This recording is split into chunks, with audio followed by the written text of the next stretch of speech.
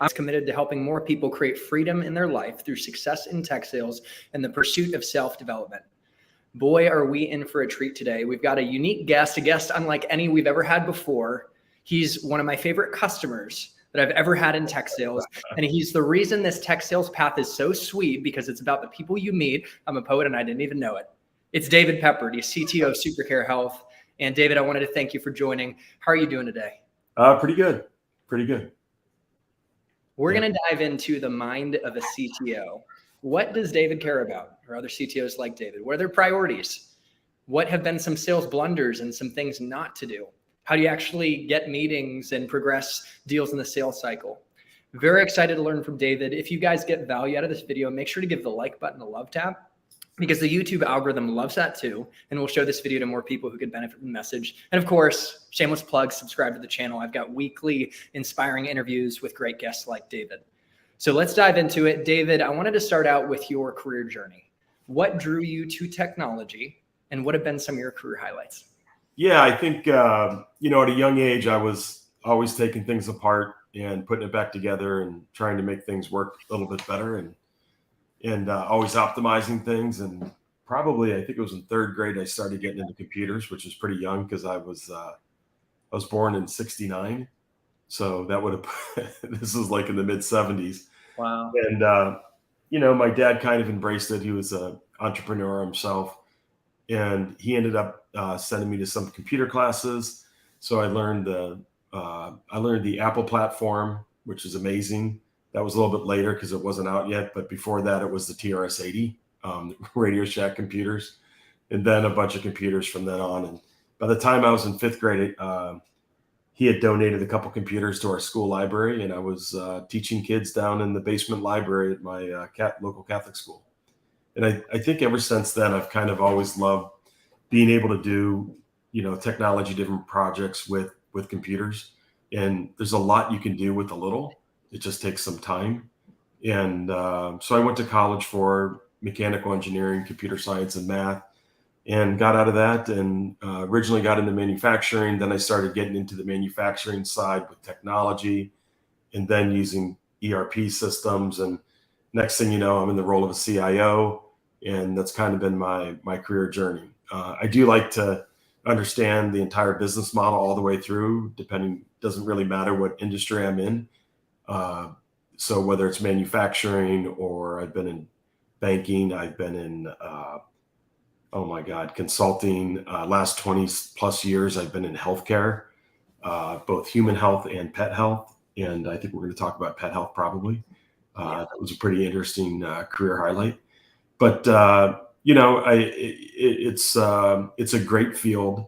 And I've always enjoyed making things work just a little bit better. And I don't believe in the mantra, if it's not broke, don't break it. We tend to break everything and make everything run just that much better. So you mentioned doing a lot with a little. Is that the purpose of technology? Yeah, I would say in some cases. In other cases, making things operate better, sometimes safer. There's a lot you can do with technology. Some people try to quite often over apply it. Sometimes they apply it too early, and there's some fails, but there's usually some good learning cycles from that. But no, I mean, there's a ton of uses for technology. I just wouldn't limit it to a lot with a little. There's plenty of other things you can do with it. What are some of the other things that you can do with technology that you're particularly excited about? And I know this is such a broad question, so take it where you want to. I think some of the companies that I worked for, we were able to do a lot of workforce optimization and really streamline our employees so they were more career focused, and matched up with some systems that we put in place that allowed them to work more efficiently. Their bonuses went up as a result. Oh, that's and nice. They were ultimately able to do more work in the same amount of time, and that saved us money and allowed them to kind of see a career path. And so there's a lot of stuff that we've done, on my teams that actually enable the businesses to run better. And ultimately, I consider most of what my team does more, I call it entrepreneurial. Yeah. So we're entrepreneurs. And so the idea is there's a lot we can bring to the business. And I like focusing on not only, attempting to raise top line revenue, which is hard to do in the technology field, but with a lot of the solutions we have brought to the table, we've actually done that, but also work on margin control, margin expansion, and work on EBITDA. So that's always also been a pretty key focus of my team. So I wanted to touch on one of your career highlights, right? You took a business, it was Thrive Pet Healthcare. I know you ended up acquiring a company, VetSpire, along the way, and just blowing its growth off the charts, if that even metaphor even makes sense. Right. I think I combined a few metaphors, but can you talk about, like, kind of put in perspective the level of growth you experienced and the reality of what it takes to grow a business like that? Yeah, that was an interesting, that was one company ago. It was actually initially called Pathway Vet Alliance. A private equity group made an initial investment in the business. And I think by the time I joined, it was about a year later, they had right under 30 veterinary clinics. I came on board with the new CEO at the time, and we went and found, I kind of committed first, and we found a CFO, great CFO, and then head of human resources. And then we started putting systems in place to enable just almost literally unlimited scale. And we put in Workday for financials, human capital, and just, really put it in. And we did it in record timing. That's been something that I've talked about at a couple of conferences. But what it really gave us is a core platform that we can build on. And a lot of those platforms allow somewhat unlimited scale, if you will. So we could go from 1,000 employees to literally millions. And so those are a lot of the technologies that I kind of pair up with what we're trying to do for the goals of the business. And in the case of Pathway Vet Alliance, which is now Thrive, that was definitely a good choice. We grew from around 30 hospitals from when I joined to over 400 when we sold it. And I hung on for a little bit, but then I exited the business probably 6 months after the sale. But it was just tremendous growth. And we went from a few hundred employees to over 10,000. We were adding on average through acquisition and some de novo, 2 veterinary hospitals every week for over 3 years. So it was one of our businesses was buying businesses. And so it was just an incredible group effort, an incredible team that came together. And there's a lot we can talk about just in that. Yeah. Okay. I gotta say, hype you up a little bit. I don't know. I was sitting in the back of your Aston Martin coming from golf, wind in my face. I love this story with my CTO. It's so cool, man. Do you have 14 cars or something, or like? I'm trying to get rid of some. Pardon? Somewhere around 14, or am I crazy, or I don't know. Like, if you got a handful of cars. I have a handful of cars.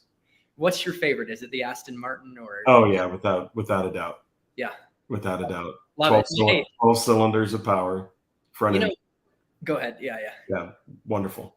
I mean, the thing is, David, you show an example of where I could be too. You really inspire me. And that's the coolest thing about being in tech sales for anyone out there looking to get into this path. So you get to meet really inspiring people like David that you can learn from, obviously contribute to. And it's just fun. We get to, when you start out as an SDR, it's a sweatshop, right? It's a grind. You're cold calling executives. I love it. Do you? I think it's the right place to be. Yeah. I mean, if you're going to get beat up, I'd like to get beat up in that business. I mean, in selling insurance, no, thank you. Selling like what a lot of other people do, financial products. I just think tech sales is a wonderful, wonderful start. Yeah. I was forced to start in that space. Really? Like, so, and by the way, we have some comments. Someone even has a question for you because the live audience. And hey, my dad says hi. Dad, appreciate the shirt you got for David. I got to get that to you. And when you're in Naples, Florida. Oh, yeah.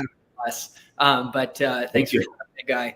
But yeah, I'd love I want to play his course, by the way. Yeah. Oh, it's so nice. We're going to have to get down there. And when my dad comes out to Austin at some point, maybe we could all get together. Yeah. But so I might want to look into some of his questions, but I'd like to hear it continue on this thought of like why you think tech sales is a great starting point career. Well, for me, I mean, I had an interesting start. I got out of college in 92, and I was, predominantly mechanical engineer, and I, studied math and computer science. And I was committed. I thought I was going to go work for a company. And in 92, a bunch of collapses happened, like Amoco, BP. They shed over 50% of their workforce. I was going to Chicago, and nothing really worked out. People were downsizing, and we'd all already committed to jobs, and several of us didn't, after we graduated, didn't have jobs because of it. And where people's salaries were shooting up to 50s and 60s, people were lucky to get jobs in the 30s at that point. So I finally got a job in this small town that I grew up in, which I love, at Canton, Ohio, and can't say enough about it. I love the place. And selling technology like local area networks, wide area networks. Wow. Yeah. And my first day, they never had just a salesperson, right? And here I am right out of college, and all I'm doing is sales. And I get there, and right away I figure out the president of the company, like day one, he doesn't want me there. He's very competitive already with me. Like, he's worried that I'm going to outsell him because he sells and he's an engineer and he does implementations. So he spent about 5 minutes with me, shows me the office, was upset that the other people hired me, and said, I'm, doing sales. And he brought me back to the most uncomfortable working conditions I've ever been in. I don't think any of the newbies coming out of college right now would have ever taken a job like this in this day and age. But I was kind of like in the, where all the computers get unpacked from the trucks, or they repair them, or they build them, and they test them before they ship them out. They put a desk in the middle of that, and that's where I sat with the phone. And literally, he handed me, you probably don't even know what this is. It's called a phone book. Yeah, I know what you're talking about. You're familiar with the phone book? I never used one, though. By the time I became an SDR, we were using online. So he handed it to me, and then in the front are like the personal pages, residential, then it goes business pages, and then the yellow pages, like the big advertisements. And he literally handed me the book and said, I want you to call every business in the business pages, document it, and sell. And that was about 15 minutes into my first day. And that's how I got started in tech sales, which I don't think I ever told you I was in tech sales. Yeah, that's so cool. And I did. I started calling, and knew some of the people I was actually calling. Canton's not a big town, but and by the time I got to the end of the week, I was making up stuff that we didn't sell that I knew they needed, but I knew we could deliver. Wow. Like antivirus solutions, like everything. Like, I would, anything to get a foot in the door. And I didn't have a budget for lunch to take them out to dinner like you get nowadays. I mean, I would just go meet with them at their location and talk and build confidence and try to land some type of small sale. And a lot of back then, in the 90s, Chris, I'm not even sure if you were around yet, but a lot of it was small networks, land-based networks, Novell, couple competitors to Novell, and a lot of wide area network opportunities where we're connecting wide area networks across slower circuits, certainly not over the internet. It was typically all private. And so a lot of engineering, design work, and things like that. So it was great. It was just fascinating work. And I got to meet a lot of fascinating people. And probably by the time I got the letter G in the alphabet, people were, going through my pages every day and calling. They were referring me to other people. So wow. Kind of got a lot easier. Yeah, it was good. I mean, it was the most ridiculous start of a job I've ever had in my life. The boss was not a good boss. However, it taught me to, put my shoes on and, get to work on time and do what I need to do. And I figured, I found my groove and got it done. Yeah, clearly you had like a chutzpah, an initiative, you're a self-starter, and you were able to thrive in ambiguity and just make things happen and build enough trust like pretty quickly to where you were getting people coming to you. So could you give us a look under the hood on what made you successful? Because it's not easy to succeed in that context. No, that was kind of hard. Back then it was a lot more, there was a lot more. It was a lot more personal. Like a lot of times, like if you're dealing with SMB, and I'm talking some pretty big, medium-sized businesses. Yeah. Like back then, you were dealing with like networks, and maybe they had a computer guy. A lot of times they didn't. Oh, But okay. it could be like a secretary or someone at the front desk that coordinated all these services coming out. So in and out, and they were a lot friendlier. And you'd meet the business owner or whoever's running IT, and I think there was a lot more trust in services back in the day, and there just wasn't as many. There wasn't as much reliance on tech as there is today. So there wasn't as many people at the company involved with it. And so when they needed people, they called their trusted advisors. And if you were lucky, you became one of those people and you became very friendly with them and established a relationship. So that's a key word that I want to double click on, trusted advisor, because it's clear to me that if you're going to be successful selling in technology today, you need to be a trusted advisor, and you can't be so focused on short-term transactions. I'd just like to understand, what does trusted advisor mean to you? Like, what does that look like? I mean, it's important. There's no question. Trusted advisor. I mean, honestly, there's so much going on in the tech space. Like we could talk up or make fun of AI right now. Like, I think my breakfast was somehow generated by AI this morning. Just everything that wasn't AI last year, all the same companies are now AI. How did you know? We got a question on AI actually that I'm going to throw your way, and so someone actually, I think Jordan Lambkins. If you want, we could dive into it or continue the thought. We'll dive in that in 1 second. So to me, a trusted advisor, there's so much technology out there.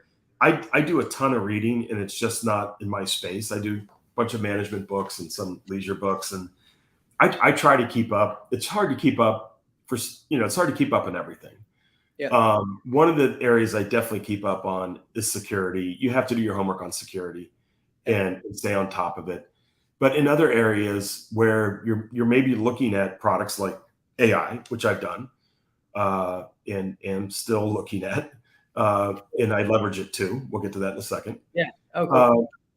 You really do need some trusted advisors about where to take you. I was lucky enough to spend a little bit of time away from the office with one of the companies that has been with me. You don't mind if I mention company names, right? No worries. Okay. A company called Barracuda. They have been a trusted partner of mine, Barracuda Networks, for 20 years. And in different ways, I've used them at every single company I've been at. And they brought together a meeting of the minds of various CIOs. But I got to spend some time with the head of AI for AWS and, talk to them. And when I meet a guy like that, like I probably saved who knows how much time clicking and Googling around.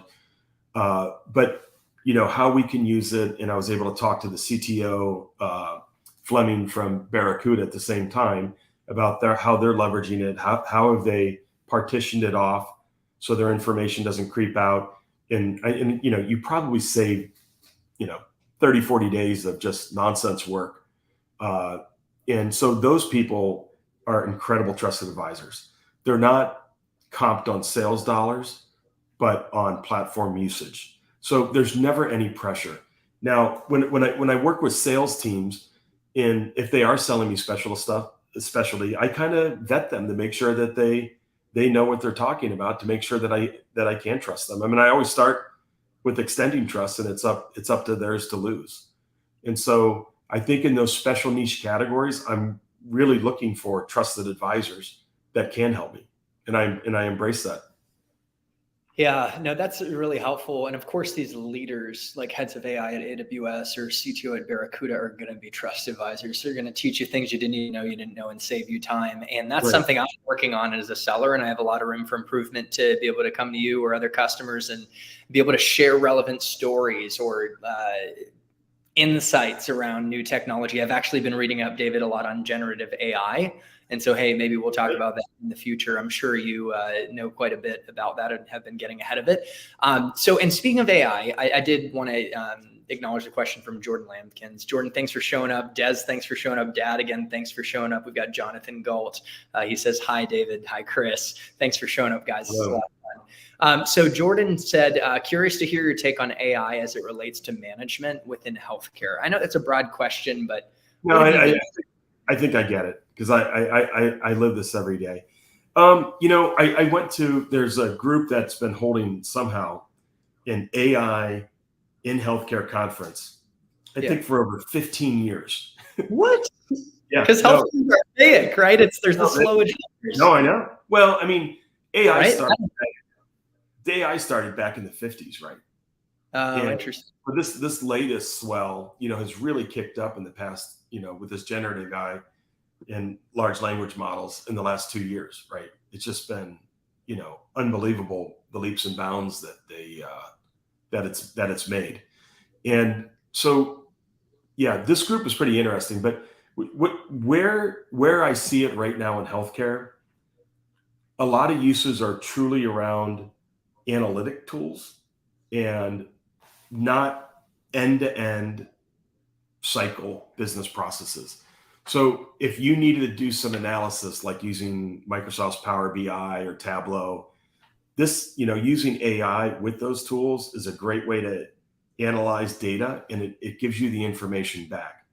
Most healthcare executives right now are nervous in healthcare, right? Are nervous about letting ChatGPT take over like a full chat cycle with the patient with no oversight.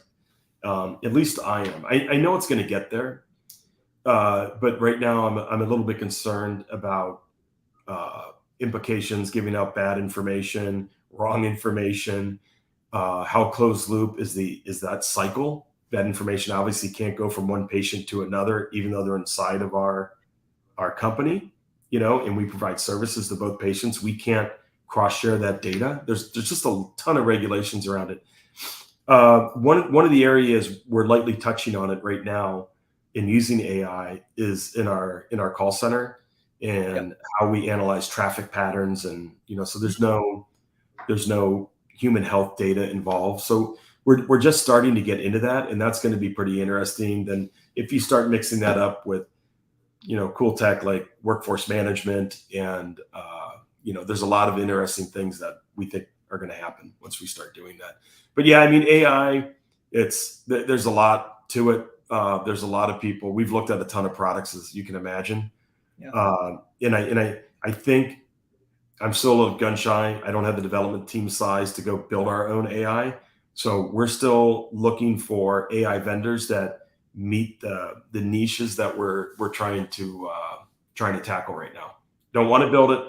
I want to buy it. I want to leverage it. Yeah, that's a good point. You do need the in-house expertise, and it's kind of hard to come by. And so you can use AI to create a chatbot to handle customer service issues, and maybe have certain canned responses, or maybe even if it's really advanced, it could like understand sentiment, like feelings, like can tell when someone's pissed off and has a negative response and bumps up to someone. So it like looking at like how calls are going, are you saying that those are some of the use cases where you would focus first in your business? Because isn't there also extracting data from documents? There's like a lot to save time. I mean, there's a lot on data document extraction, but you brought up sentiment analysis. Let me unpack that a little bit. Yeah. I mean, I've been looking at sentiment analysis tools for 15 years in call center products, and leveraging them in some cases for over 10.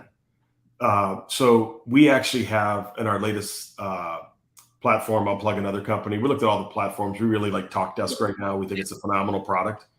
And we're doing sentiment analysis on every one of our inbound calls to our call center. And so we know almost phrase by phrase, whether it's a happy face, a down face, sad face. Oh, cool. On both sides. So we're able to parse it on agent and caller side. That's not AI, but people are out there selling that as AI, right? And I think that's the difference. And so it's a confusing market, and I'm sure people will say, no, that is AI, and that's fine. I'm wrong. But before people were calling it AI, 2 years ago, it was not AI, and it was being marketed as sentiment analysis. Yeah, you know what? It's 1 second. Drank a little water and hey, went down the wrong pipe. But yeah, no, in like cloud too. Do you find like, could you talk about the cloud? Because I've been in the cloud space for most of my career. Not this is that long, 8-9 years. I was at Google Cloud, and we met there through that relationship when you were my customer a couple of years ago. And you stole me away from Google when you left to your new company. Yeah, exactly. And that's the thing about building great relationships is, I mean, clearly you do that, David. Like from the start, when you were in sales, you build trust with people so that they referred people to you. And I'm sure you're the type of guy who people just stay with you. I want to be that kind of guy.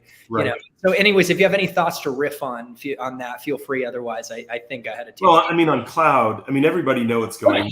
I mean, there's a bunch of, I mean, it's so big. It's like when you used to build your own data centers and you think of, you know, having 20 data centers that are in your own locations across the country. There's a lot of things that go with that. You know, the engineering side, fire suppression, you know, electrical backup, you know, the pipes, the security, there's so much that goes with it before you even start racking and stacking servers, right?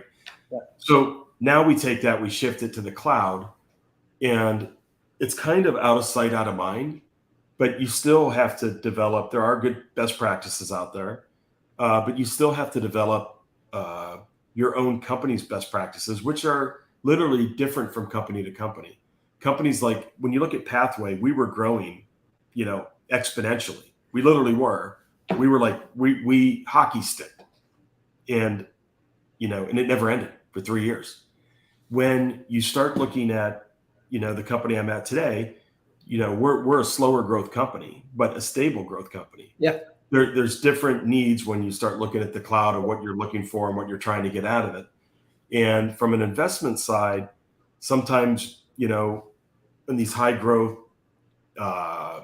outside backed entity type companies, you tend to want to have more redundancies, right?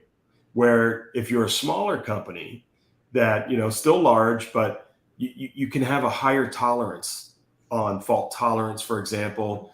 Do you need to have replicated data sets all within AWS, or do you want to have a footprint in both Google and AWS and be able to basically fail over just in case AWS has a massive outage, which they have had before, and be able to run off Google? So, you know, I think the cloud is a huge discussion. And whenever I go, like when I got to Pathway, it was like a sandbox, and I was lucky to get in on the ground floor with I didn't have a lot of legacy technical debt, other than every time we bought a veterinary clinic, I had a whole, you know, 4-walled technical debt at that clinic. Did everything we built on the corporate side to run the business. And when we set up our managed service organization in Austin, our MSO, we picked all that out from the ground up. So it was all new build. So I didn't have, I kept acquiring technical debt every week with the new practices we bought, but the core of Pathway was all new tech. It was a beautiful thing. Yeah, I noticed when I first saw you on LinkedIn, David Peppard, as the CTO of one of my assigned accounts, Superhero Health, we're still at. I noticed this guy's innovative. He's the type of you know, CTO, technology leader that Google would want to work with. And I'm curious to get your thoughts on what, you know, this is an unexpected question. I'm just going with it. What does innovation mean to you at a high level? Well, that's a good question. Well, I mean, coming up with new ways, I guess, to do things that may or may not have been thought of before, but you actually execute on it and get it done. And that can be to save labor. It could make us to scale faster. It could be to improve quality. It could be all of the above. A lot of times, you know, when you're being innovative, at least on the business process side, you're doing all of those. You're putting in a better process. You're putting in better guardrails. You're putting in systems that improve quality, and hopefully you're putting in systems that allow people to do more amount of what they were doing, or, you know, a lot of times we change what they do working with them. so they're more efficient. So more work gets done in the same amount of time. So increasing output. I mean, we use a lot of concepts from different quality systems that, we've been trained in, like, Six Sigma and a bunch of other different types of skills, as well as all of the IT side. So that we put a lot of those types of methodologies in use. Yeah, so that's something for anyone looking to get into the tech space, like to look at is Six Sigma and these methodologies. If you guys want to just, some homework, learn something new. By the way, it's been nice that you kind of shared how you got into tech. And so for anyone out there who doesn't necessarily want to do tech sales, but maybe they're more technical, they're a tinkerer, this illuminated what might be an indication that that's the path for them. But you also showed us that it's possible to start in tech sales and then become a CIO, CTO, which is really cool. Right.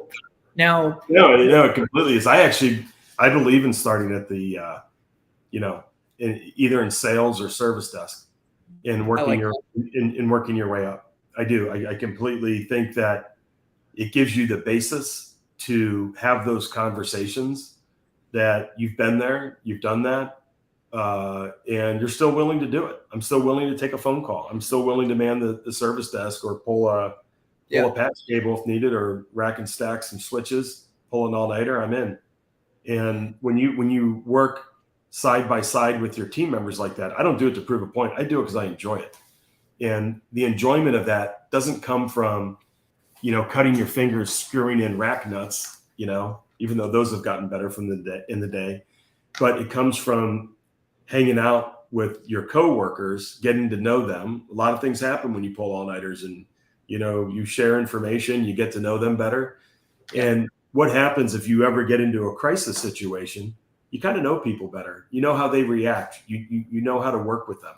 And so I think it's incredibly important to, at least a couple times in your life, work your way up.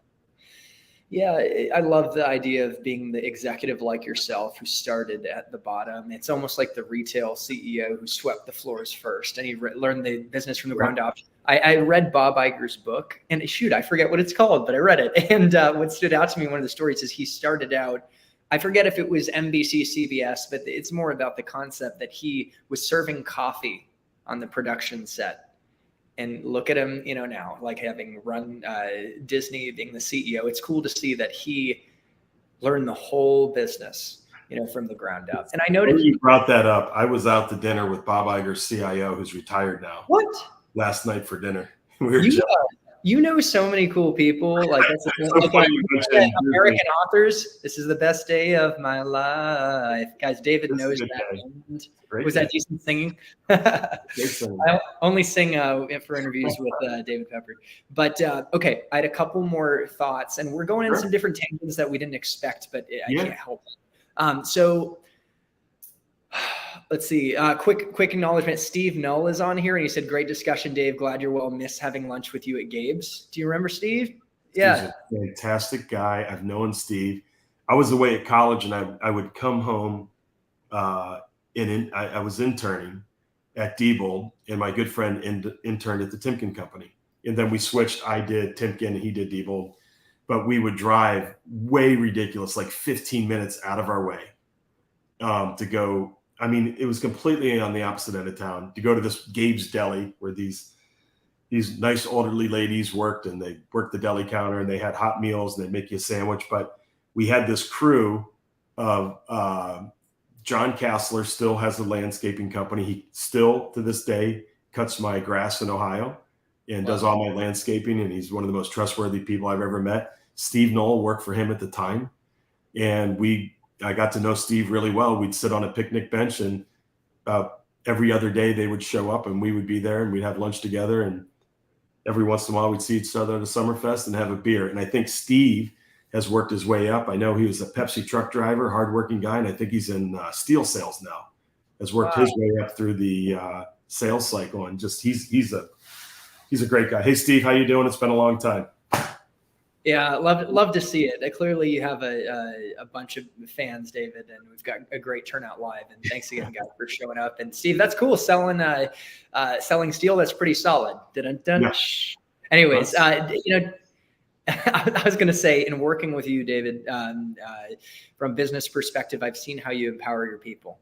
I think of D, and you help empower him to take ownership in buying decisions. And we're working on a sales cycle now for an opportunity. And I'm just curious, what are some of your keys to being a good leader and building a cohesive, strong team?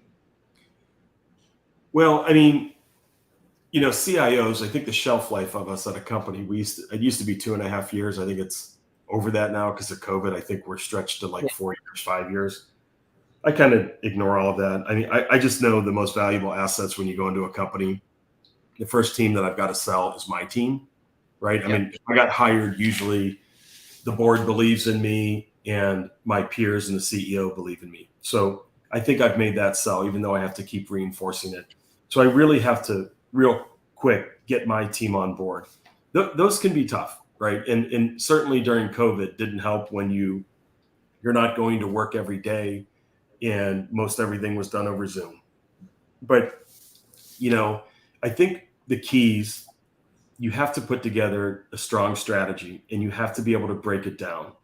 And you need to have a short-term 90-day with short wins. So your CEO and the board can see that things are progressing in the right direction. You need to have a 1 year, 3 year, and 5 year plan typically. And then you need to give your employees really good work. So I'm really about promoting employees and having the right people I think we used to call it at Pathway, we call it the right people on the bus. Yeah. And if they're not the right people, just, have a graceful exit, like, sort of like the Netflix style. Yeah. If it's not working out, it's not working out. It's probably not working out for both sides. So unfortunately, we haven't had really any of that at my latest go around, and not much at Pathway because we build everything at Pathway from the ground up. But, one of the first things you do in your strategy, you have to get rid of technical debt. You'll still go into a company, they'll have Windows 2003 servers or 2008 or an AS400 in the corner. And everyone's like, God, don't touch that. And those are the first things I go after, all the untouchables that shouldn't be there. We have to get rid of all that stuff, all that technical debt. And then we have to start uplifting our people and then, uplifting their skills and getting them the best work possible. And so that's always a challenge. And there's always a trust issue that happens. But after they see that they can do it and there are some wins, the trust starts building. And then you kind of get the team on board pretty quickly. So, I mean, I'm a big people person. And whether it's inside the company, people selling to me, or the board, or directly inside the company with peers, my boss, or my department, or other departments or other verticals, it's important to be able to build those bridges and establish trust. Yeah. Trust really is everything. It is. I feel like it's the foundation of getting anything done in a team setting. And hey, I consider us, friends at this point, and I see you as a mentor as well. But also, we have a business relationship, and it's like friends now, huh? Like right. I'm proclaiming that, but it's like we're on the same team. Or don't you think in a good business relationship, you're on the same it should. It should. It should be. I mean, I grew up in a family where, my dad had his own company. It took a couple jobs to realize it was time for him to do his own thing. And he had his business partner, just a great person. They were well liked in town. My dad typically, he would entertain at least twice a week. And by entertaining, I mean, they would go out, play golf, and then they would have dinner together. But usually he would invite the wives out, and because usually was, my dad was selling to men back in the day. Yeah. Another story for another day. My dad was born in 1917, so he was part of definitely an older generation, true gentleman. Yeah, for sure. And so we grew up with people coming to our house and cocktail parties, and so my dad sold to those people. He owned a company with a business partner in cardboard, and he also bought from vendors, right? So it was kind of interesting, and I grew up in a family that trust and give people opportunities, and so I got to witness it firsthand, and it had a big impact on my life. And I want to ask you more towards the end of this conversation about your parents and how they shaped you and what you learned from them. And but in the meantime, we are going to really start to dig into the mind of the CTO, starting with what's the CTO role about, and what are your priorities and things like that. However, pause. I have one more question before that. Based on, the different categories of technology, there's so many. You have cloud computing, you have the big three cloud providers, Google Cloud, AWS, and Azure. You have SaaS, so many flavors like cybersecurity, data analytics, AI, and machine learning, right? Yeah. And there's categories within it. Where would you advise people trying to get into tech sales, trying to cut their teeth on some of those exciting areas, or maybe the best areas to sell? For example, maybe it's practical to sell for a legacy company like Oracle starting out, or a CRM like Salesforce or ERP.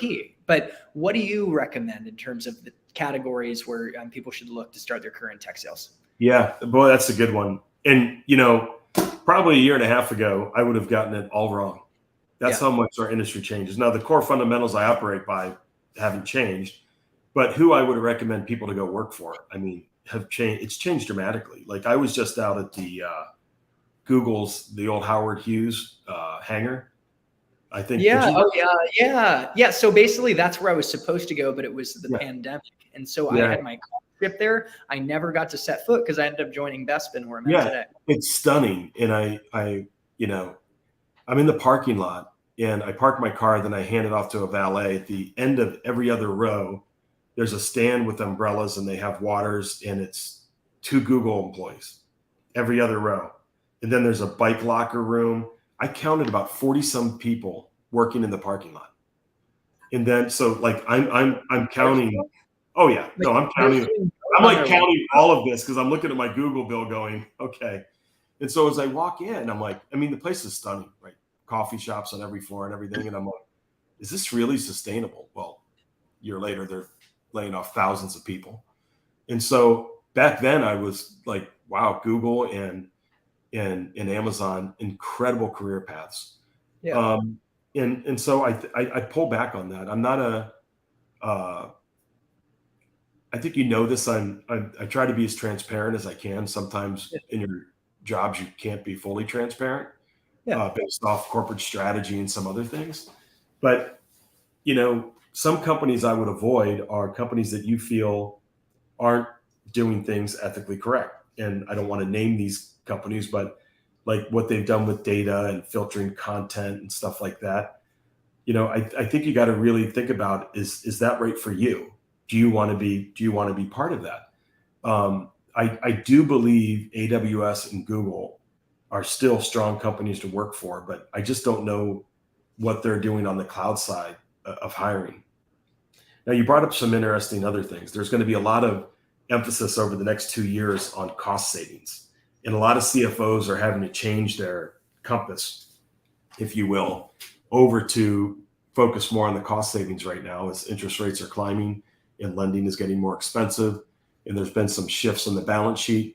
So I think you're going to see some people take this time to probably do some more focus on their ERP implementations. And so I do think you mentioned one of them, Oracle. I think they're a pretty strong runner. I think Workday, if you can get in there, is a fantastic company, and Sage for unique marketplaces in the financial side. I think they're a good business. I do believe though, on the ERP side, SaaS is the way to go, not on premise, even though some people are still selling on prem. And I think one other sector is security. Security, like when you're selling security, like everybody needs it, right? So it's whether you're going for a full suite, like a CrowdStrike, or you're going for, like a Palo Alto, or are you going to do best of breed and start puzzling it together yourself? And the competition in that space are just your key competitors, because people need it. People are buying it. They're buying it every day. Everyone has AV malware. There's some great companies and products out there, but there's just, if you look at all the layers you need to run a proper security foundation for your company, there's just a lot of people in that space selling. So I actually think security is still probably my top right now. Wow, what an insightful answer. So security is perhaps number one. You're always going to need security, downturn or not. ERPs. ERPs, then cloud-based, if you can get into the large groups. I mean, you started there, Chris. You know what it's like. I mean, I don't know how Google trained you, but it is quite an experience. It's not the experience I had where someone threw a phone book on my desk and it thumped and said, start in the white pages and start calling. It's a lot different at Google, and I never should have had to have that experience, but I truly believe it made me a much better person. But these big companies do it right? I mean, Google and Amazon, those experiences that I've heard about, it's a good experience if you can get in, but they're kind of. You're totally right. And the people you're around at like Google and Amazon is pretty incredible. I will say I cut my teeth at Oracle, and Oracle has incredible sales training. It's what I call a launchpad company. And because I was at Oracle, it set me up for Google, because Google at heart is an engineering company, and it's becoming an enterprise sales organization with Google Cloud.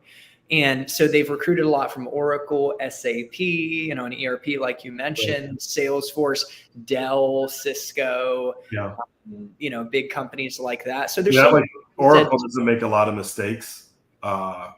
Expensive to run. NetSuite is a great offering, lower cost. Yeah. Really like the NetSuite teams that I've met. They're good people. Did you meet Larry Ellison? No, I met Safra Katz and Mark Hurd, rest in peace. So I went out to their like mansion, or it might've been Mark Hurd mansion at the time. So I didn't meet Larry, but he is the samurai of Silicon Valley. Amazing. He's still incredibly hands-on, Yeah, he's the CTO. And I noticed, kind of random, but he's got like a girlfriend that is so young. It's crazy. This guy is just a firecracker. I didn't know that, but I'm probably. Okay. Yeah, it's something. But anyways, okay. So I noticed the time is flying. We have like 13 minutes, and we got to get in the meat and potatoes. Rapid fire. The mind of the CTO. So first of all, what is your perception of the role of a chief technology officer, like your core responsibilities? Yeah. Let's start with that. You want me to do the CTO role, not CIO, CTO, right? CTO. Okay, it's up to you. I mean, how do you see? I was thinking CTO because I'm fine doing because I usually do both. So okay, CTO, tell both. Distinction between both as well. Yeah. Well, CIO, when you first get to a job, you gotta figure out, is the foundation sturdy?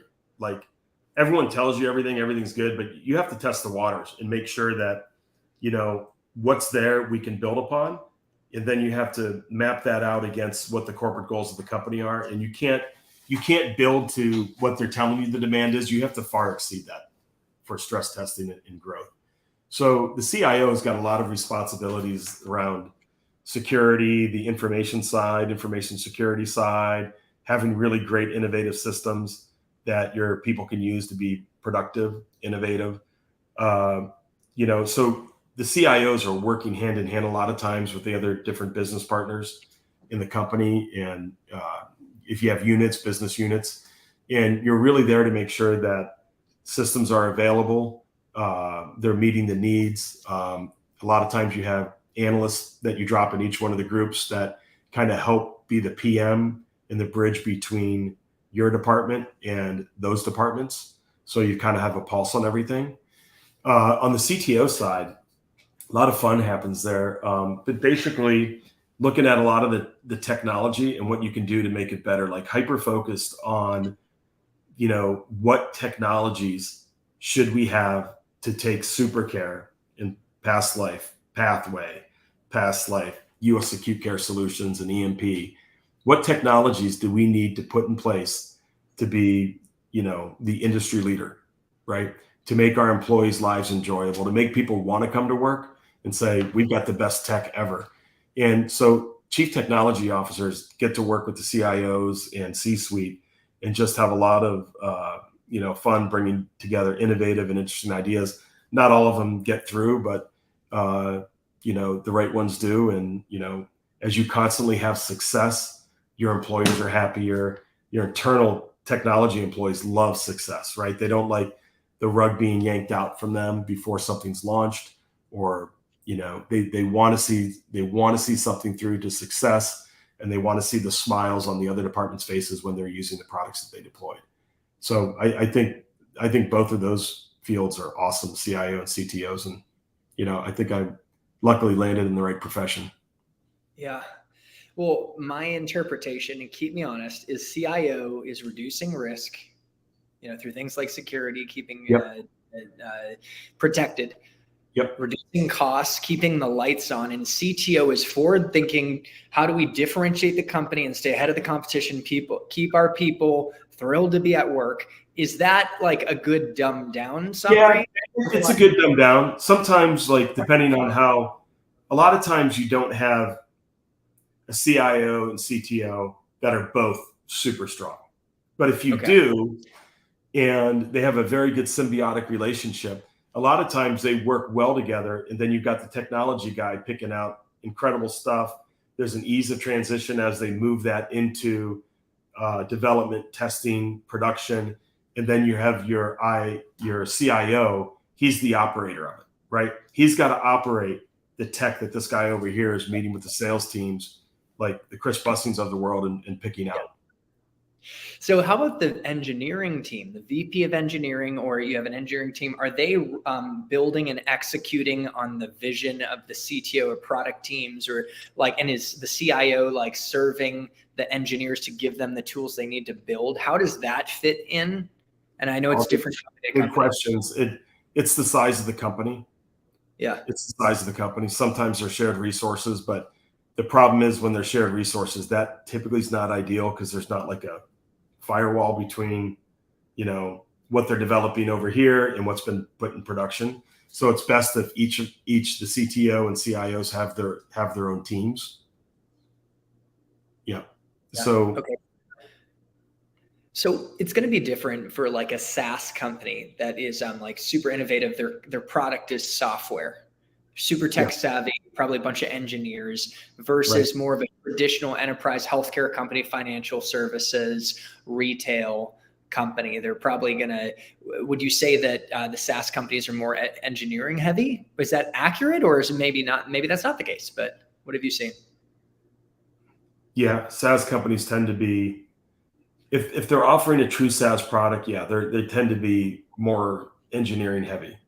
And I'm including like DevOps, software engineers, full stack developers, that whole suite of people. And then obviously when the product is mature enough, which usually takes years, then the money starts switching to sales and marketing buckets and vacations in Hawaii for the sales team. But it takes a while. It takes a while to get across that apex. But they usually are very, very engineering based. I mean, look at what Elon has done with Twitter/X. I mean, he's bringing it back to, scaling back and doing engineering and lighter on the sales and marketing teams. So, David, you look well rested. It looks like you're getting good sleep at night, but I'm going to ask you the sales question. What's keeping you up at night? In other words, what are your biggest pain points as a technology leader? Boy, I'd say right now, not being able to get where I want to go fast enough. Okay. Constraints, it's budgets, getting rid of technical legacy debt, and getting hit sideways with projects that weren't on the annual review list. So no budget. So I got to, rob from Peter to pay Paul. So more things like that. Security is always top of mind. I'm always thinking about new innovative ways that we can leverage different security products. And maybe that's one of those areas where you're constantly a little bit changing your portfolio of products, Yeah. And so that keeps me up. I mean, security, I think, is top of mind for every exec in my seat. But right now it's that, and, the dream to be able to, I'm dreaming 3 to 5 years out, but I want to execute now. Yeah, that's interesting. So it's just helpful for the audience as you think about selling to an executive like David. Maybe they're trying to go faster, and there's bottlenecks you could help them unblock, or maybe they're dealing with budget constraints and you can help them like free up cash, right? They're trying to empower their people. And so that's super helpful. And that's kind of why I asked that question. And I'm asking us a couple more questions that they're all like kind of similar, but framed differently. So I appreciate you humoring me. But why do you buy products? I know you hit on cost savings, and that's big right now, but just from a business value perspective. you can't build everything. I mean, I've been at companies, and I won't say which ones because people will probably get mad at me, where I've taken over for people and they have tried to build everything. They're like, oh, wait, what does that thing do? What does it do? How much does it cost? Oh my God, you're going to spend $5,000 a year for it. And so they'll build it. And you're like, well, who's going to maintain it? So, with a software development background, not that good at it anymore, but I still, I'm still coding and learning new languages, but, loosely coupled systems through APIs, always a very good way to go. Right. And you have to make very good build versus buy decisions. And some of that should come if you know that if you're going to have to go buy a product, spend a ton of money, and it's going to take you a ton to integrate it, maybe it's not the best product to buy. Maybe you should look for another product, or maybe you do have to build it or look for, a variation to your architecture. Another thing, when you do decide to build, you have to make some decisions. This is what I do. Some of my secret sauce. I decide, working with the CEO and other leaders, is this something we're ever going to market on its own? Is this potentially a commercial product? That goes one way. If it's not a commercial product and it's always going to be consumed internally, then it very quickly becomes about how fast can we get this done and speed to market. So in the case where we're never bringing it to market, but it's going to become a differentiator for our company, that's where I like to use rapid application development tools. I've used a lot in the past. OutSystems has been a phenomenal partner of mine. And then if it is something we're going to sell, then we're going to pick a coding model. So a high code, high touch coding model that would basically meet the needs for that platform. And, usually would be based on a SaaS type deployment model. So one is low code. So this side over here is low code. The other side is, writing code. So build versus buy. Most people are either in the wrong camp, build too much or buy too much. There's a fine line that you need to figure out what's right for your company. Now, guys, an executive like David is extremely busy. And, imagine we're on a sales call and we want to make sure, at least I try and do this, we end the call early or on time. Okay. But if it's going really well, like it is right now, we might ask for permission to go a little over. So David, I wanted to ask you, we've got some more questions. We've got like 3 minutes left. Is it okay if we went a few over? Yeah, we can go a few over, Chris. Okay, cool. Into my discount request next quarter. Yeah. Okay. So, all right. I wanted to ask you now about, what's valuable to you in a sales relationship. And I want to volunteer some ideas on what I think is valuable as a seller to you, but we need you to validate it, right? Yeah. So I would think as an executive, you might value connections to other executives, maybe to spark ideas, or to not just maybe like, say the CEO at my company who's talking to a lot of other executives like yourself and has some good ideas, but maybe an executive at AWS or maybe at another customer, access to resources, like some of our best engineers or product leaders to get some insider information, experiences like going golfing or going to Google Cloud Next, like a conference, and ultimately ideas on how maybe we could help your business or things you didn't know. And so I tried to do my own homework, David, on what I think is helpful. Is this on track? Is there anything you would say no, or anything you would adjust? But I think the whole foundation of all of that is being able to trust and being honest with each other. And all of that's foundational. And then what you're talking about is everything on top that are bonuses to a good, healthy relationship. I think, if we go through some of the trials we've had a lot of great projects with you. We had one project where we stumbled, and, Ken's on your, Ken's a great guy, and Sonny. I mean, you guys stepped up, you owned it, and you got it taken care of. And so that's owning it, right? Taking responsibility and taking care of it. And I never, the trust factor was always there, because now if someone, would have tried to do cover-ups and stuff like that, then you kind of blow it. Yeah. So the foundation for everything is, in my opinion, is honesty. And when you're honest with each other, then the trust just keeps building. So when you guys bring me other stuff to look at, I almost always look at it because I trust you guys as a partner. Wow. And I'm a little bit less on the connections because, but they always help. Like if I need to go down someplace, you guys offer things, and that's always been very helpful. I know a lot of other people love the connection side of it, but I Yeah. haven't had to leverage it that much. But you guys have always had teams there when I need them for what we do, which is predominantly with you guys Wow. on the Google Cloud side. That means a lot, first of all, and I appreciate that you gave us the opportunity to right some wrongs and take ownership. And that is actually such a nugget. Like if this whole, it makes like this whole interview has been packed with value, but that in and of itself was pretty priceless. It's just a like very good sales lesson for anyone who's earlier in their career or someone who needs a reminder. So I'm probably going to turn that into a little short form, David. That's what I do. I take some of the highlights from these conversations and break it into a small clip. Is there anything else? The majority of the work we've done with you has been phenomenal. So we had one little out of the whole, but you owned it and you took care of it. That's being honest.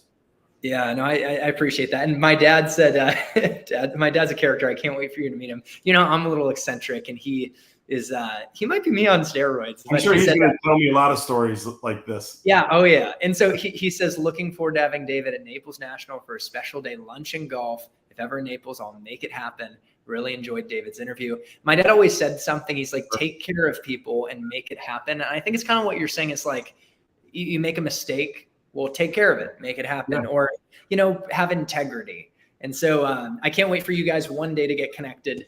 But yeah, anyways, I want to be mindful of your time. We're a little over, but we're almost there. Okay. Are there things that sales reps have done that annoy you, or like any funny like sales blunders? If not, we can move to the next question, but I had to ask it. Let me get my crisp Bussing blunder book out. Yeah. Gotta have a sense of humor here. No, I mean, like I was just going through a sales cycle, typically longer than I would want, but we were picking out a new core product. Don't worry, Chris, you didn't miss any action on this. This is not something you guys do. Yeah, you mentioned AI. I'm not going to lie. I'm like, we could help with that. But I know you can help with AI. You know that. Like, anyways. But this is an AI. This is something else. Yeah. And like the sales guy so there's two different companies, and they both had equal opportunity, equal access. And we ran it ourselves. Didn't do a full-blown RFP, but we did kind of like interview style and let them do demonstrations. Then we would let them dive in other meetings and areas that, we were interested in or they wanted to show us. And the guy from the one side was doing a phenomenal job on the sales side. And out of nowhere, his boss, a vice president, I think it's like getting close to end of the quarter. Oh, he starts coming in and acting like, Mr. Deal Closer. Oh, I know exactly. And completely ripped the carpet out from the sales guy that I had an incredibly strong working relationship with. And it kind of like, it was, humbling for him. He took it very professionally, but he had to be upset. And it was highly unprofessional. But anyway, they didn't get it, but that's a whole different story. I think, but when they do that, you're kind of like, and he was getting kind of gamesy, like, what do you want to pay? I'm like, I don't know, nothing. I want you to pay me to run it. I mean, what do you want me to say to that? Yeah. So I think go ahead. Yeah. It was just, I don't like the gamesmanship side of sales. And the other side, I told him specifically what I was looking for, how we were going to, expect them to respond. And they just nailed it. They were a very good partner. They listened. And it's, we weren't dictators. We went back and forth on how it was going to be, and they executed perfectly. And so we chose them. I think that there's a good lesson too, as a seller, especially when you're early on in your career. It's easy to maybe be intimidated by your manager and let them come in and run the show or take over. And I think that obviously you want to have a reverence and respect. And a relationship with a manager can be such a beautiful thing, but also holding your ground and knowing when you're doing a great job like this rep and building a relationship, and where you actually have your boots on the ground, you have a better pulse maybe on the person you're working with and where they're at and what it's going to take to get the deal over the line. And sometimes, and let's acknowledge, there's a pressure. That's a challenge in sales, is there's a short-term transactional pressure that can sometimes screw deals up, honestly. You know? Yeah, you're right. So, okay. I wanted to ask you about when it comes to progressing deals, you kind of hit on this, but what are keys to building trust for you to move forward in the buyer journey? And you know what? I'm going to volunteer a few things that we already learned, right? Okay. Being brutally honest, like just maybe brutally is dramatic, but like very transparent, owning up maybe on when there's a shortcoming in a product, but just being able to like be honest about where the product is. And also listening well. What would you add in terms of like what is key to getting you to move forward in the sales cycle? Yeah, if I get a whiff, you brought up the one thing of someone overselling something they can deliver. That's a deal killer. Okay. Yeah, I mean, so I'm like, because eventually we have to peel all that back, and let's say they do get one by the goalie. I mean, we're eventually going to, come to heads over that. So I usually try to sniff all that out before we write, do any ink on the paper. So that's a big one. And that comes back to trust too, and you typically know those type of salespeople, and sometimes people make a mistake, but a lot of times it's, the super salesy people that know how to get stuff across the line. And so you have to be careful of that. Yeah. And I will say, like, as a seller, I'm a pretty passionate guy. And so I get pumped up about things, but I've noticed it's very important for us to be honest with ourselves on our capabilities. And I even had a deal recently where we had to walk away. We didn't, the customers were looking for something very specific and we didn't quite have it. And we were actually in integrity. And I think long-term we'll build trust by walking away from the deal as much as I would. That I respect that, right? When people do that and be like, hey, we're not there yet, and sometimes even the buyers will be like, you know what, that may be better in a year when you guys have it for us anyway. Amen. And so you just don't know how they're going to respond. So, I mean, building a trusting, good working relationship is key. And that is integrity. And so it's so funny because I interviewed the author. I had a double header today. I interviewed the author of The Sale, and it's literally about everything you're saying. I can't believe this, David. Literally, we talked about integrity, and then you were, as an executive, backing it up in this conversation. So it's just a beautiful synergy. So that guy got that. If that's what he's about, he got it right. Yeah, exactly right. So we're close. We're almost done, but I got to squeeze out every ounce of gold we can get. It's a unique opportunity, guys, to have David here. So when it comes to prospecting, already getting the meeting, we talked about banging the phones, being an SDR. What gets your attention? Do you even take cold calls or cold response? I take every cold call. Really? Okay. One time. I do the first one. I do the LinkedIn. I usually respond to everyone. Some of the LinkedIn ones now are so automated and so terrible, I can't even respond to them. And so, but usually if it's a professional note dropped in LinkedIn, I respond at least once. And if it's a phone call, I usually almost take it. My wife, if she was here, she could attest to it. This is every day I get these calls, but if I don't let them in or shut it down, it's not going to stop. Right. So you have to address it. And nobody has like admins that do this work anymore. Right. So they're usually, your numbers are given out to everyone somehow. And so they're calling your personal cell phones. And so they know how to get a hold of you. And so I think it's important to give someone a shot and then let them in or shut it down. So, I mean, there's usually not a lot of maybes. Okay. So a couple questions that spring from that. What channel do you would get the most meetings with you? Are you saying LinkedIn? That's actually how we connected, I'm pretty sure. And I don't know if we transferred to email. And I think we transferred to email. I was open to a discussion at the time. Right now, I probably wouldn't, because I have two groups like you that are doing it quite well. Yeah. And both of you can back each other up, even though you could do it all, I know. But and that's one of my longest trusted vendors that sells me transactional type stuff. I don't need him for strategy. Dave Morehart, Fowler and Associates out of Canton, Ohio. I buy PCs and cables and switches, and back in the day, storage area networks. He gets me the best price, lowest shipping, and he does not screw up. Got a great working relationship with him. I met him. He called me one day. I just started at this company as EMP. I had a bunch of renewals sitting on my desk. They were all going to a big vendor, and they looked really, really padded. And Dave came back that same day with, it was like a net 35% savings across multi 6-figure renewals on like my first month. So I'm like, this guy's coming in. and I've used them ever since. So that's, I mean, I try to give everyone a chance. I think it's the fair thing to do. It's theirs to blow. But a lot of times, like, people are easy to get, I don't want to say get rid of, but you kind of like, hey guys, Yeah. everyone's coming at me with Salesforce. We don't use Salesforce. So that's an easy door to close.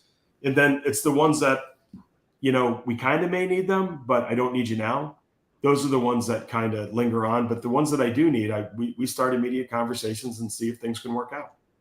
Yeah, Des was asking, what does shutting down look like? And I feel like you'd let them down easy, but what does shutting someone down look like for you? I just hang up on them. No. You hang up? Oh, okay. Who said that? Desiree.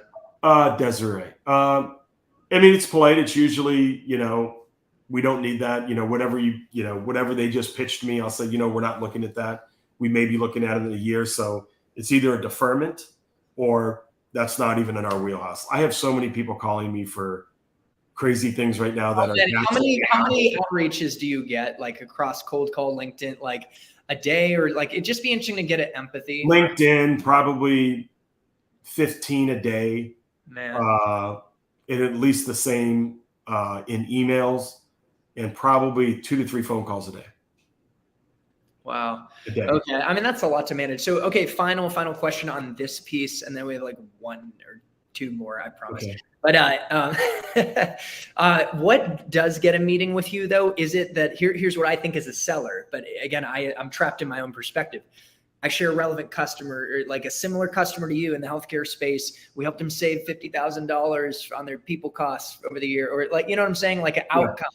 It's like, is that what gets, like, what gets the meeting? I don't know. You got a meeting with me. Do you want to tell people how you got it?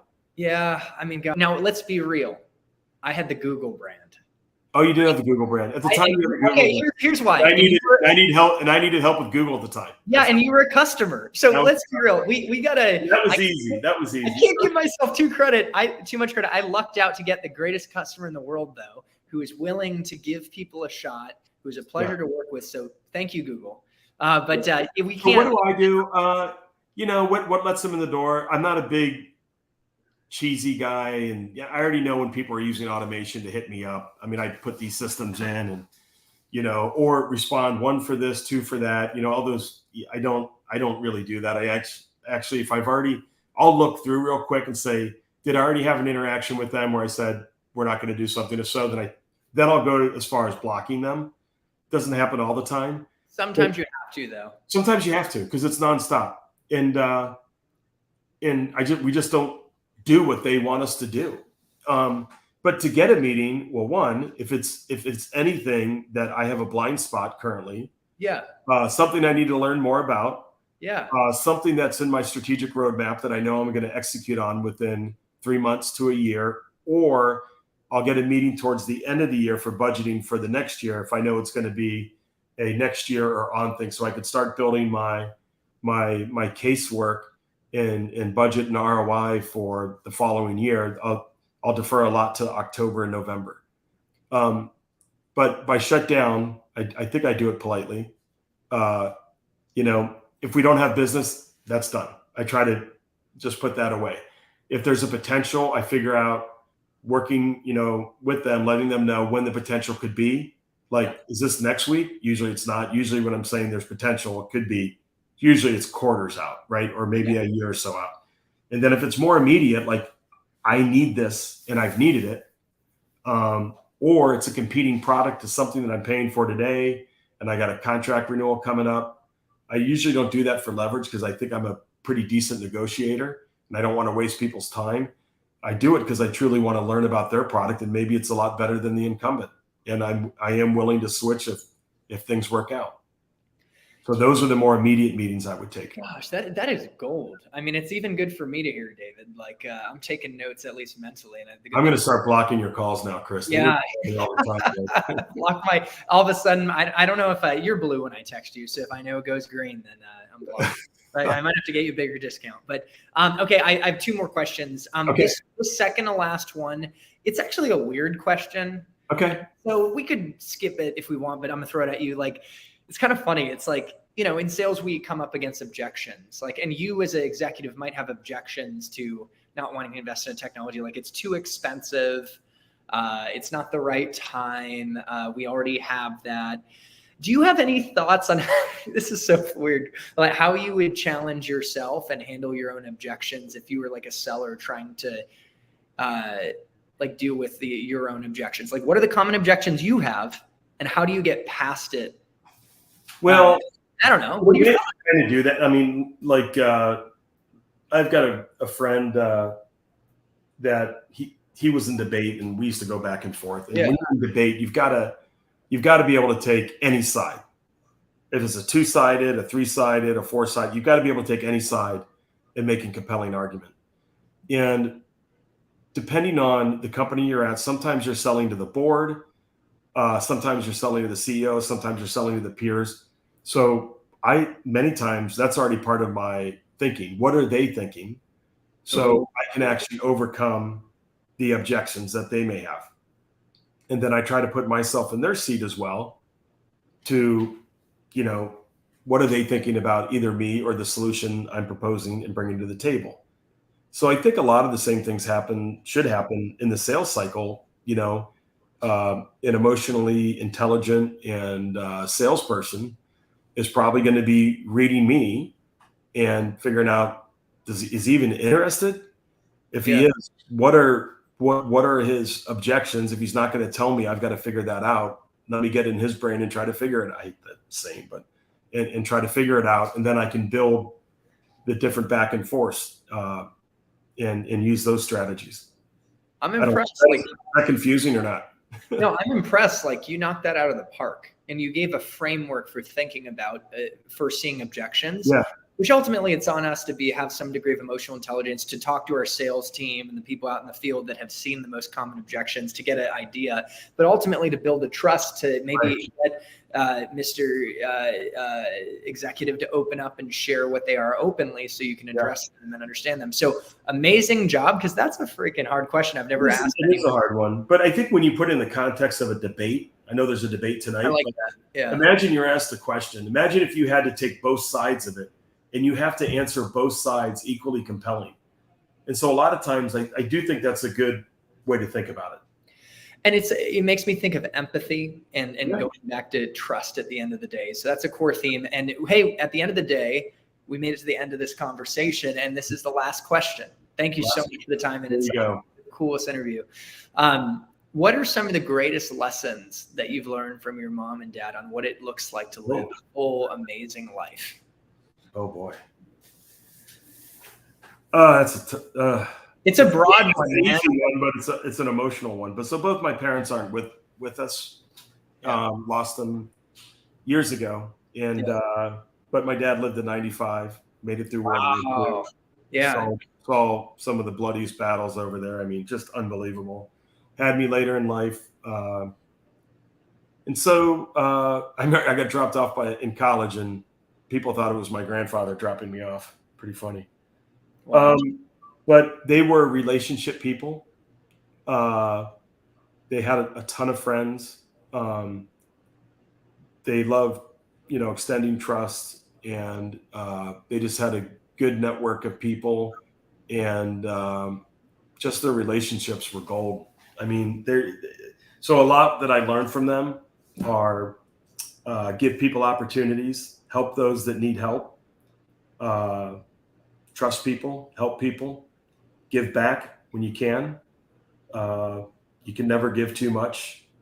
And it's probably it. I think I work at it all the time. I mean, I learned so much from them. They were, good Catholics. There's five of the Peppard's kids, and they sent us all to college, and they just taught us a lot. My dad was a business owner and in sales, and so I got to live that firsthand. The selling side and the entertaining, and I was very blessed growing up. Wow. Good question, Chris. And now you pass that on to your family, beautiful family that I got to play. And tell I'm a little different though. Like, we never stopped working. That's one thing my dad had down. Yeah. He was on several boards, but he made the board meetings move to morning before 8.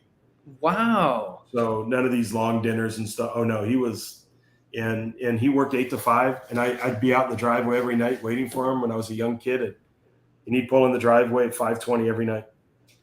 That is unbelievable. That like shows me an example of, yeah, go ahead. Yeah, and things have changed now. Schedules are more flexible. People don't go to the office. People are working the hours they want and starting to go there more and more. And my dad certainly would have embraced that, but he kind of grew up in that generation that you can get it done in that amount of time. And if you can't, you need to start hiring people. Yeah. You need to start coaching others, bringing them up, and, expand the responsibilities. Wow. That just gave me a vision for how I want to be. Like, I don't want to evolve into like some leadership role or be an executive and then sacrifice my family life. It's amazing. Yeah. Dad found that a balance to be able to come home at like 5 p.m. And clearly it had a huge impact, and look at you and what you've done. Yeah. We got to give your parents, my parents, credit for how we ended up. So Very guys, like, trust, be generous. I love your idea of extending trust, and you've certainly embodied all of these things, David. I hope you experienced that with me. It's spilled over onto me. So I am so grateful for our relationship. And guys, this is just an example of what is possible on this path when you're getting out there in tech sales, connecting with great people. Because at the end of the day, we're in a people business, It's a great path. Yeah. So thank you so much for your time. We went above and beyond one of the best interviews we've ever had, and we've had like best-selling authors on here. So guys, thank you for your time and attention. Thank you to the people that will show up as this floats out in the evergreen sea to your success in tech sales and in life. Happy selling and happy living, and we'll see you.